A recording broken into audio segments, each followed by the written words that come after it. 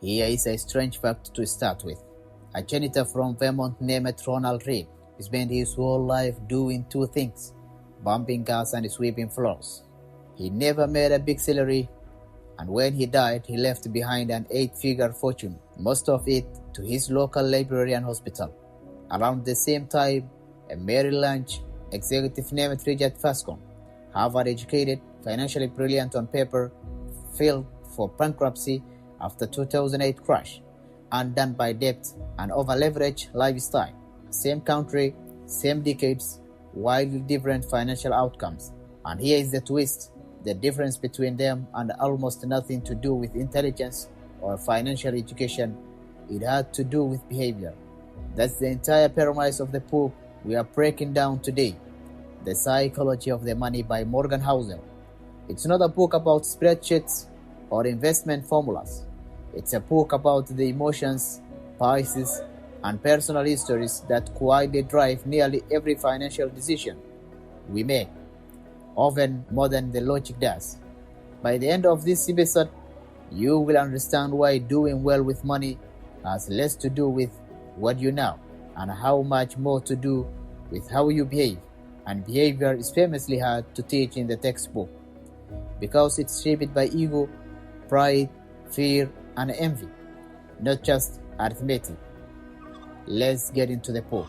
A quick word on where this book comes from, because the author's background actually explains why it reads so differently from typical finance writing. Morgan Housel spent years as a financial columnist and analyst, watching people, smart, credentialed, sophisticated people, make bafflingly irrational money decisions again and again. Eventually, he noticed a pattern: financial outcomes are not well explained by intelligence. They are explained by behavior, and behavior is shaped by things textbooks don't usually cover: the family you grew up in, decades you were born into, your particular relationship with risk, luck, and envy. So instead of writing a book of formulas, he wrote a book of short, standalone stories, 19 of them, each one illustrating as a single psychological quirk that shapes how we handle money. The book's real thesis, stated plainly, is this: doing well with money is not about what you know, it's about how you behave, and behavior is hard to teach, even to smart people. That's why this book resonates with such a wide audience. You don't need to know anything about the stock market to understand it.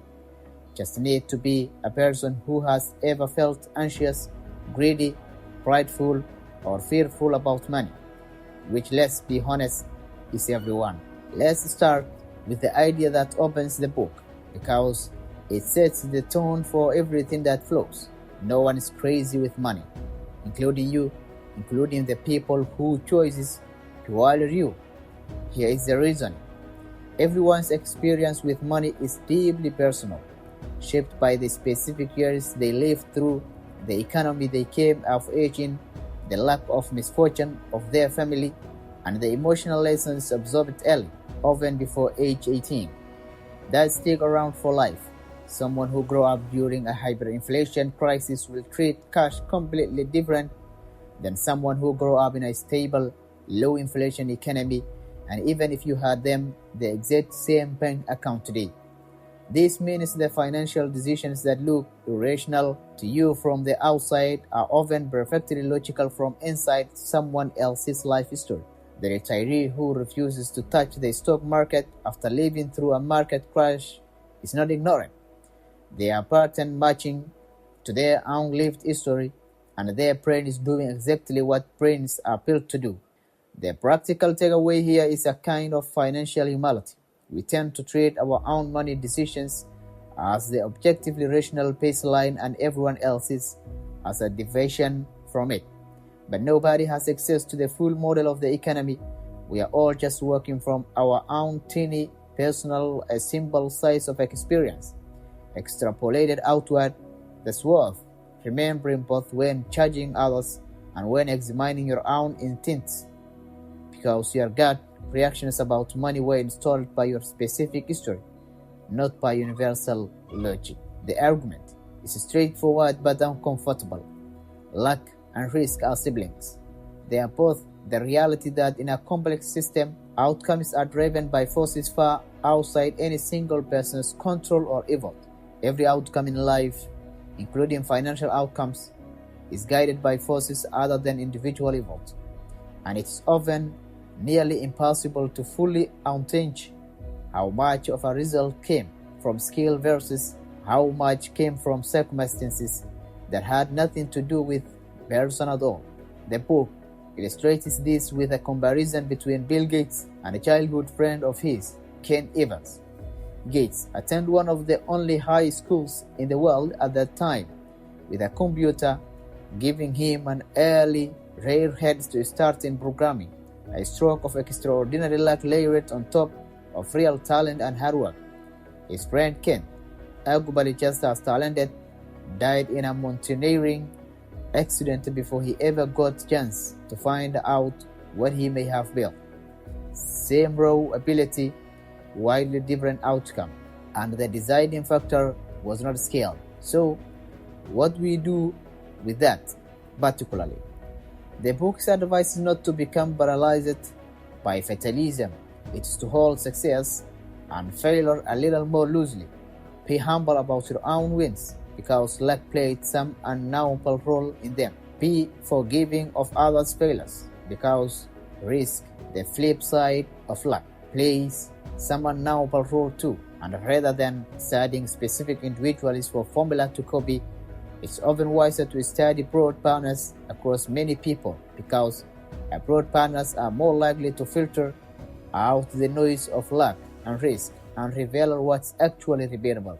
The idea is captured in a story about a conversation between two famous authors at a lavish party on a wealthy man's private island. One author points out to the other that their host, a hedge fund manager, had made more money in a single day than either of them would earn from their bustling novels over their entire careers combined.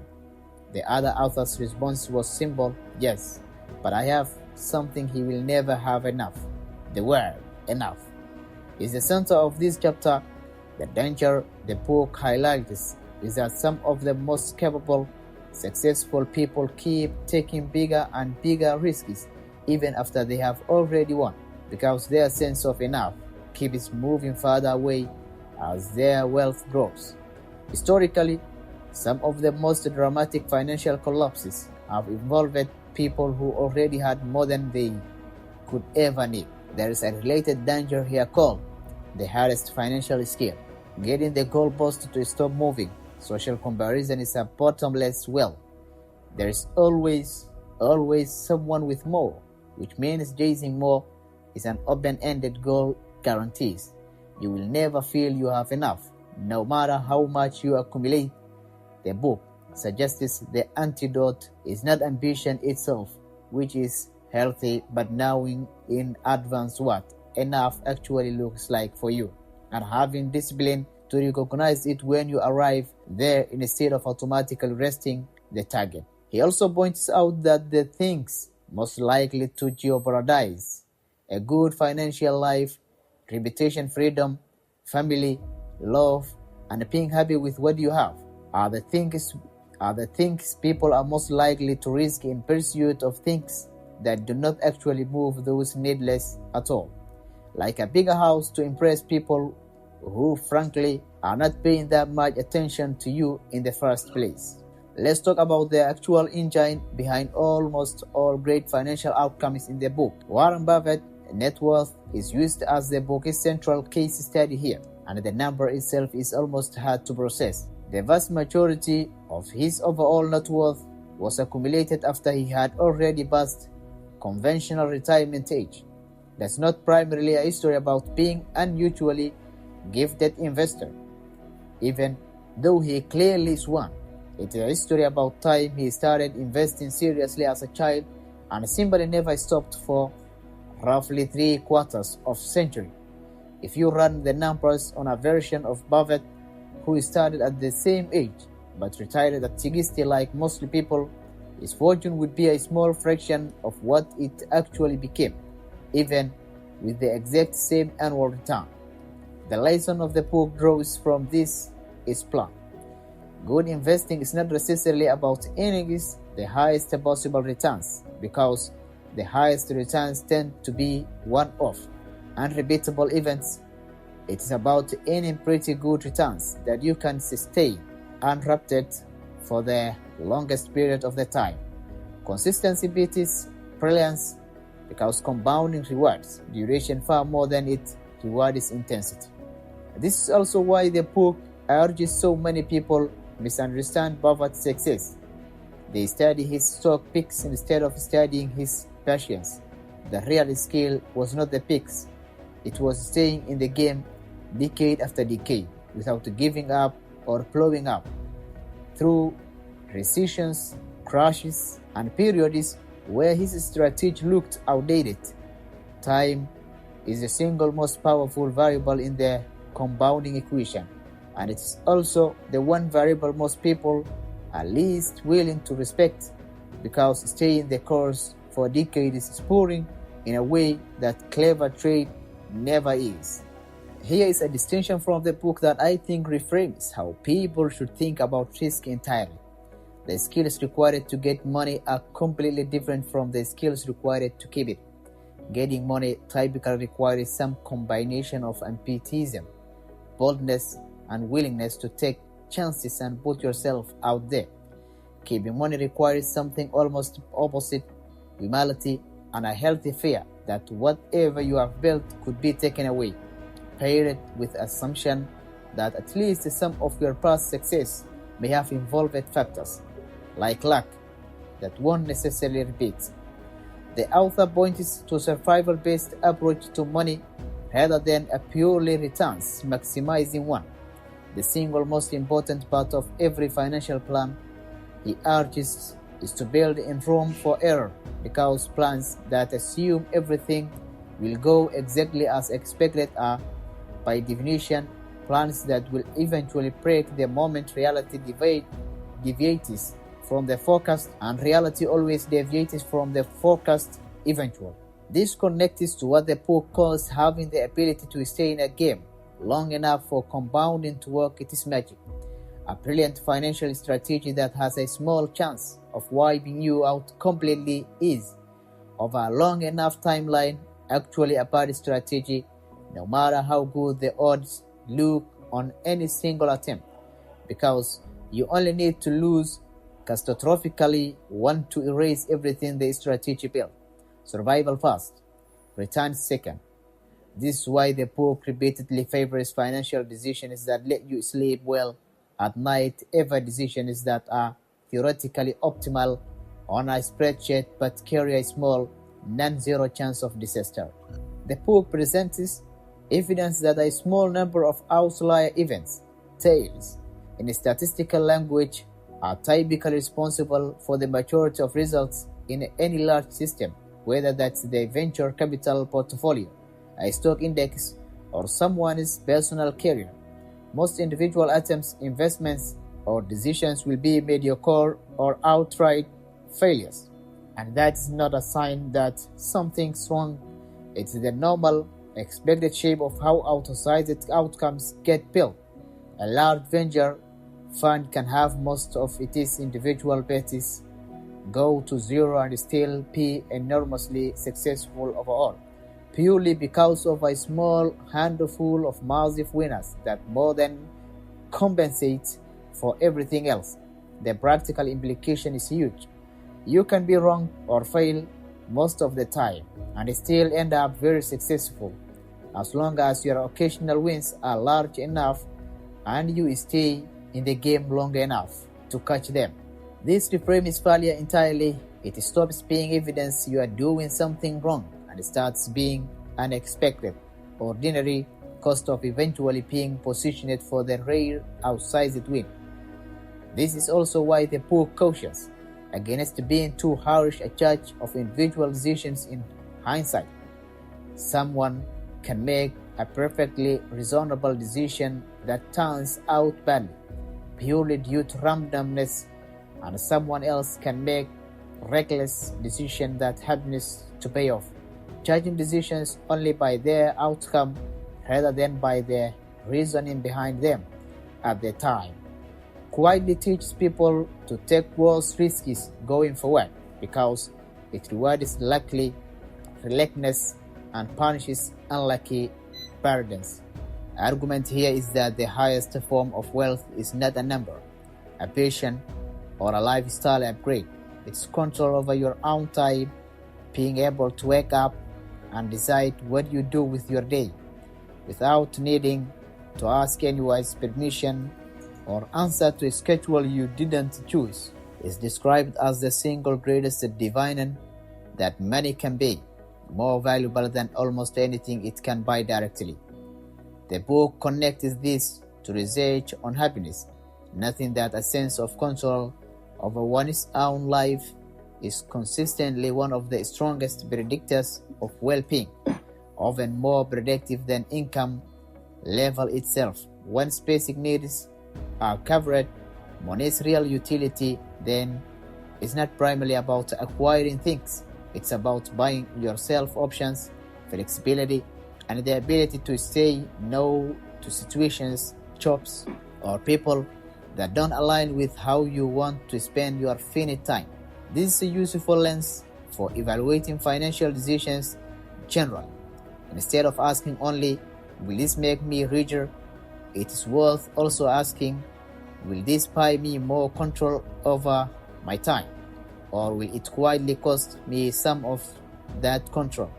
A higher paying job that demands total availability and consistent stresses may look like a win on a bank statement while actually being a net loss in the currency that matters most, which the book argues is autonomy over your own hours and pace. Let's talk about two closely linked ideas that together explains a huge amount of financial anxiety and status chasing.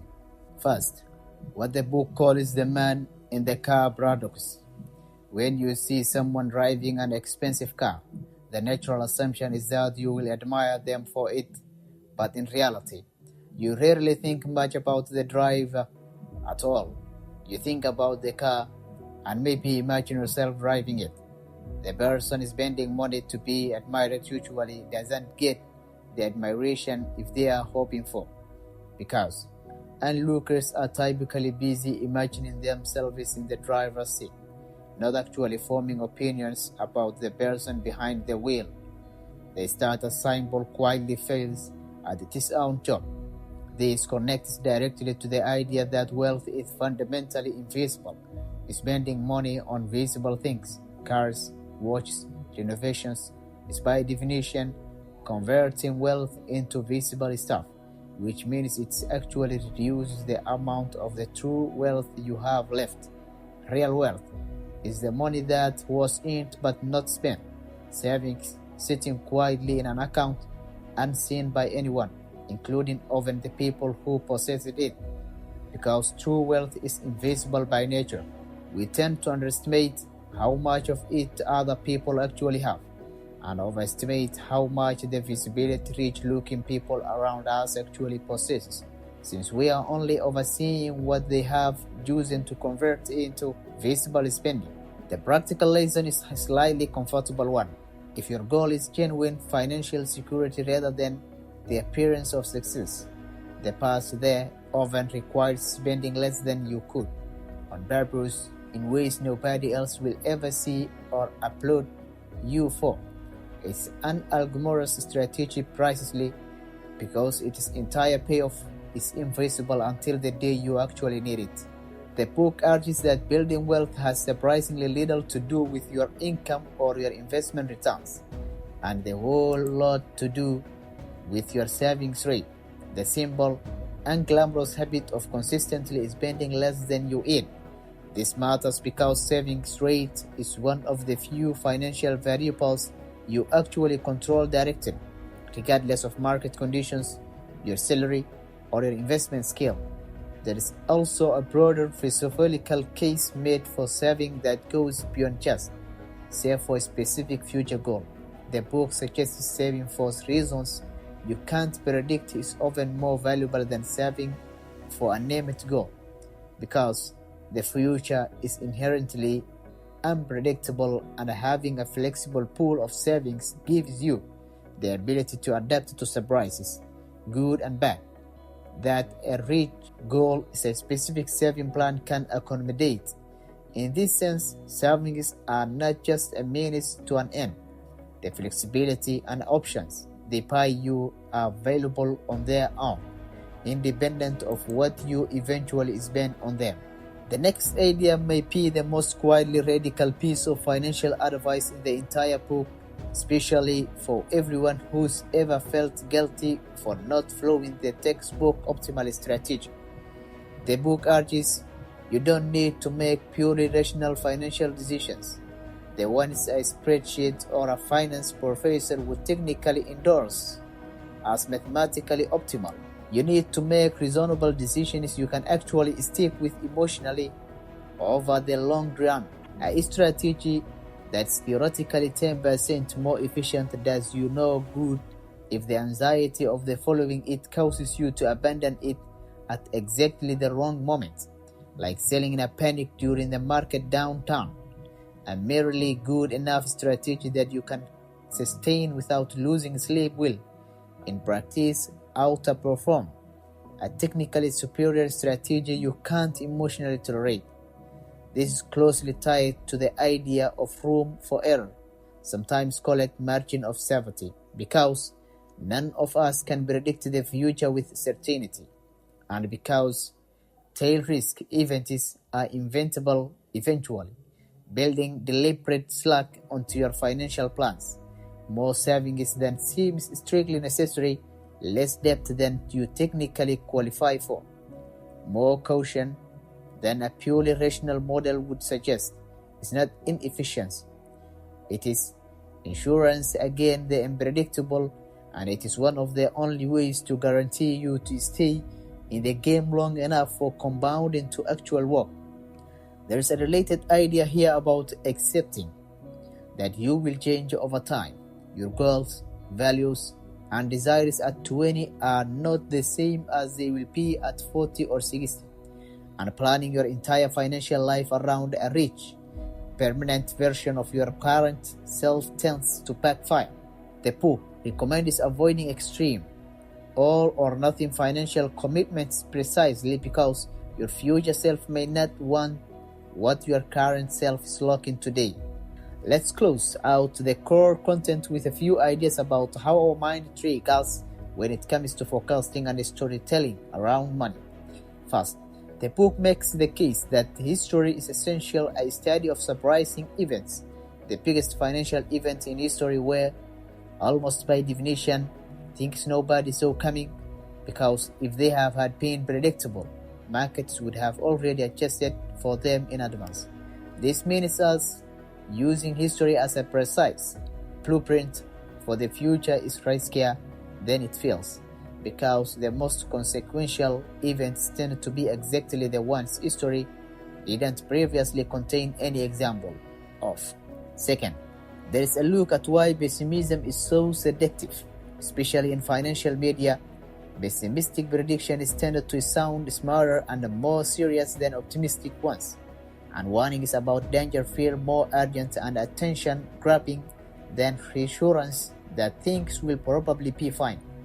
But the book points out that, historically, broad economic growth and progress have tended to win out over long-time horizons, even though the path there is paved with constant setbacks, downturns, and genuinely scary headlines along the way. Long-term optimism paired with short-term caution turns out to be more historically accurate stance than constant doom, even though doom gets more attention. Finally, there is a chapter on how stories we tell ourselves shape our financial decisions, sometimes more than facts do. People's financial choices are often driven less by careful calculation and more by which a narrative about the future feels emotionally convincing to them. And the most emotionally convincing story does not have to be the most statistically likely one. It just has to be the one that fits a person's existing hopes, fears, or worldview. Being aware of this doesn't eliminate the pies, but it does make it easier to pause and ask whether a financial decision is coming from evidence or simply from a history that feels satisfying to believe. Say you just go arise and you are deciding what to do with an extra income. A purely emotional status driving response may be to upgrade your car or your apartment. Visible signals of success that the poor points are actually converting real wealth into visible wealth is opposite. Apply the savings rate lesson before anything else. Increase your savings rate fast, even by modest amount, because that lever matters more long term than chasing a better investment return on the money you do save. Apply room for error. Resist locking the extra income into a bigger fixed monthly expense, like a larger mortgage or a longer term lease, because fixed commitments reduce your flexibility to adapt if circumstances change. Apply the getting fees staying wealthy lesson. If you are investing, the extra money favor strategy you can realistically stick with for decades over one that promises slightly higher return but requires nerve you may not have during the next downturn. Apply the freedom lens. Ask whether this money is better spent buying you more control over your time, flexibility, optionality, breathing room, rather than more visible stuff that mostly buys attention from strangers who, per the main in the car products, are not really paying attention to you anyway. That's the entire philosophy applied to one ordinary decision. None of it requires a finance degree. It requires emotional discipline more than technical skill, which is exactly the book's whole point. Financial outcomes are driven more by the behavior than by intelligence, and behavior is shaped by personal history, luck, and emotion far more than by formulas. And luck and risk are both real and both largely outside your control. Hold your own success and other people's failures with humility. Define enough yourself in advance, because the goalposts of social comparison never stop moving on their own. Compounding rewards time and consistency far more than it rewards brilliance or intensity. Staying in the game matters more than picking the perfect strategy. Getting money and keeping money require different, sometimes opposite skill. Build room for error so you can survive long enough for compounding to work. The highest dividend money pays is control over your own time, not visible status. Save consistently. Plan for future self who may want different things than you do today. And remember that the most emotionally convincing financial history is not always the most accurate one. So, here is my challenge for you this week. Look at one upcoming financial decision, a purchase, a saving choice, an investment move, and ask yourself just one question before you act.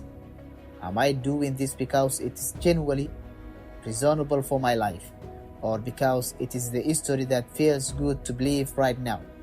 If this episode helped reframe how you think about money, share it with someone who has been chasing a financial goalpost that keeps moving further away every time they get close. Because the real lesson for this book is not a stuck tip, it is permission to define enough for yourself and to stop measuring your progress against everyone else's highlight reel. Subscribe if you want more of these deep dives. Next episode, we are breaking down another book.